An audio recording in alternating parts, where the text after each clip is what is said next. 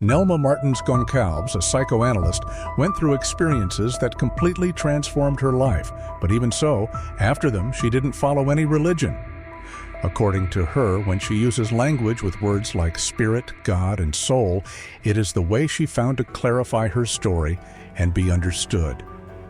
These experiences, although difficult to explain in words, differ from most near-death experiences, the NDEs published here, because when she experienced them, she was completely lucid and conscious without being under the influence of medication, drugs, alcohol, or any other hallucinogen.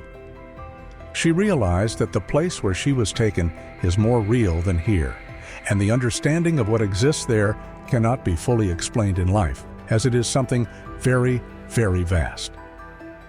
Hello, I'm Marcus, and it's a pleasure to welcome you here at Beyond the Life We Live. I hope you feel at home and absorb the lesson from this story that we are going to share now. By the way, don't forget to like and subscribe to the channel, as this is very important for us, helping us bring new and impactful stories to you.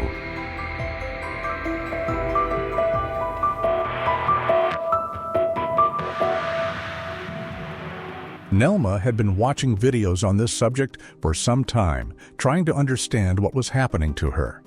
It was during this process that, upon coming across the account of a person named Ayara, she felt something different. When she saw the term NDE, which she wasn't familiar with, she decided to watch part of the video. And at that moment, an inner voice told her, Go back. This message was so striking that it made her go back and watch the video to the end. When she finished, Nelma was deeply moved, as she felt that she had finally found a place that could explain what was happening to her. Knowing that other people had unique but similar experiences gave her the courage to share her story. That night, before going to sleep, Nelma heard the voice again, which this time said, The time has come. This left her restless, keeping her awake as she wondered. The time has come for what? Am I going to die? Why has the time come? The memories of that video kept appearing for days until it became clear. There's no way I can't tell my story anymore. The first experience happened 16 years ago, during the birth of her youngest son. She arrived at the hospital in the middle of the night, already with a significant dilation. The baby, due the following month, was about to be born, which caused a lot of commotion. The doctor arrived quickly, but upon examining her, he realized that the dilation was almost complete, which made him nervous. He said there wouldn't be time for the anesthesiologist to arrive, but Nelma requested that the anesthesia be administered, to which the doctor responded that she should wait, as the pediatrician and anesthesiologist were on their way. While waiting in the surgical center, lying on a stretcher and looking at the ceiling, she offered a brief prayer to God, asking for everything to go well because she had a 4-year-old son waiting for her at home. At that moment, she felt a hand touch her forehead with a gentle and loving touch, bringing her immense peace. She was sure it was her husband, and out loud thanked him for the affection. However, when she turned to speak, there was no one there. She returned to her initial position, still lying down, and before she could even finish thinking that it might have been just her imagination, she felt those hands again, now also caressing her hair, and at that moment, she felt a connection with this being. It was a woman, and she wasn't alone in that room. Besides her, there was a man, and Nelma sensed there was a hierarchy between them, as if that encounter was happening through him. She began to cry and repeatedly thanked the woman.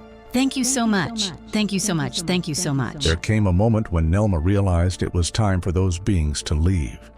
At that moment, they left together like a flash of light that made a very sharp sound. Nelma was amazed that no one else had seen the flash or heard the noise.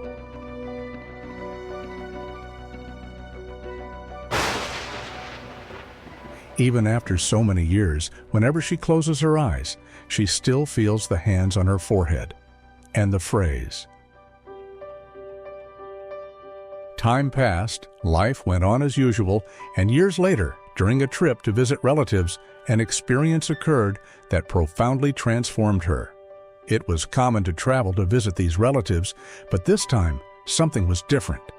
She felt in a state of ecstasy and excited for the next morning's breakfast without being able to explain why. Arriving late at the relative's house, she was welcomed, and they spent some time talking in the living room. However, the only thing occupying her mind was the breakfast to come. When she went to bed, Nelma set the alarm for the right time, but before the clock even rang, she was already in the kitchen, waiting for the people who were still asleep. Throughout the morning, Nelma remained filled with a feeling of grace and silence, a silence that completed her entirely, without the need for questions, only to feel. In the afternoon, the people decided to go for a walk, and still enveloped in that state, at a certain point, she decided to raise her eyes to the blue sky and thank God for what she was experiencing. And as she raised her head, everything began.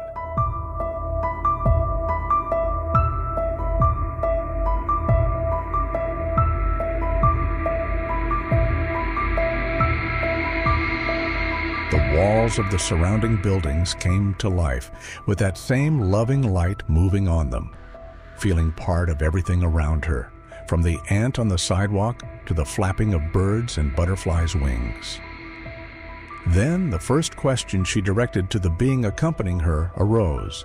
If I'm loving all this, how can I love all this if I don't know who I'm loving? When Nelma asked the question, it was as if an explosion of consciousness had occurred within her. She began to see and feel not just the place where she was, but everything and everyone around her. Being 2 blocks from a busy avenue, Nelma could see the people inside the cars. She saw the soul of each one, surrounded by that golden light of pure love. She felt a deep gratitude for every life present, without caring about appearance, color, or any physical characteristic. None of that mattered. What mattered was the pure love she felt. Faced with this curious experience, she asked the being accompanying her a second question. If this love is passing through me, it must be coming from somewhere, or someone. But from whom? At that moment, she realized that although she was still in her physical body, her consciousness had already gone to another place.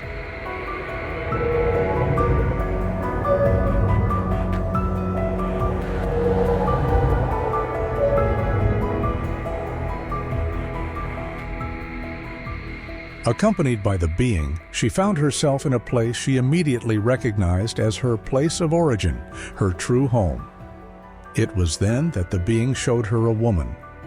Observing the scene, Nelma saw an elderly woman, and immediately she understood that all the love she was feeling on earth was coming from this woman. Impressed, she kept repeating to the being accompanying her, It's from her. All this love is coming from her. The woman, standing by a lake, was watching a group of people who seemed to have arrived there recently. Nelma felt the profound love that the woman radiated, questioning how it was possible to love so much, to love the earth, to love those people, and where all that love could fit. Then something extraordinary happened. Nelma realized that her consciousness was connected to that woman's, and the being revealed the truth to her. That woman was her, and she was that woman. She was seeing through an omnipotent, omnipresent, omniscient consciousness of which everyone was a part, and she knew everything simultaneously. She knew about the whole, about what was greater, and she understood that even if she read all the books on the face of the earth or earned all the titles, she would never reach the knowledge or consciousness of the vast wisdom of this universal essence. Then, the being who accompanied her took her out of that connection, and she returned to being an observer, once again seeing the scene from the outside. What caught her attention the most was the lake and the people she believed were recently arrived, sitting on the grass. The woman made a movement with her head, understanding that they were managing to comprehend the process of arrival and evolution, something that gave her a sense of something very sacred. Then, a conversation began with them about things we still have no idea about here on Earth, about the universe. Nelma was deeply impacted by understanding that vocabulary and comprehending what they were talking about, something that, on Earth, she would have no way of knowing. Feeling very different there, she asked herself, How is this possible? How can I have this greater consciousness? When it was revealed to her that she had chosen to come to Earth, Nelma was shocked as she understood that her place was where she was with herself, something she had never accepted before since she never stayed in any city and had never felt at home before, at least until that moment. The being then took her to see the Earth from above, where she observed a multitude of beings around the globe, all transmitting a pure, white energy of love. Then the being said to her, Nelma, the Earth is a place of evolution. Take advantage of the opportunity you are having. You are getting the chance to experience feelings like anger, joy, and sadness, things we don't have here. Enjoy your journey. At that moment, she began to return to her body. Then she asked the being why we don't come to Earth with the same consciousness from there, suggesting that there wouldn't be wars, hunger, or poverty. The being answered that it was a choice and that the opportunity for evolution was precisely in this. There was no other way to acquire this evolution. Men are very afraid of death. That's why many things are created with the desire to control life. Then she feels her consciousness slowly descending and returning to her body. Nelma confessed that she didn't understand this and asked about the meaning of life and why we come here if we cannot interfere with the knowledge from there. These experiences transformed Nelma in every aspect, and today, what she longs for the most, besides the will to live, is to return to that place she calls her true home.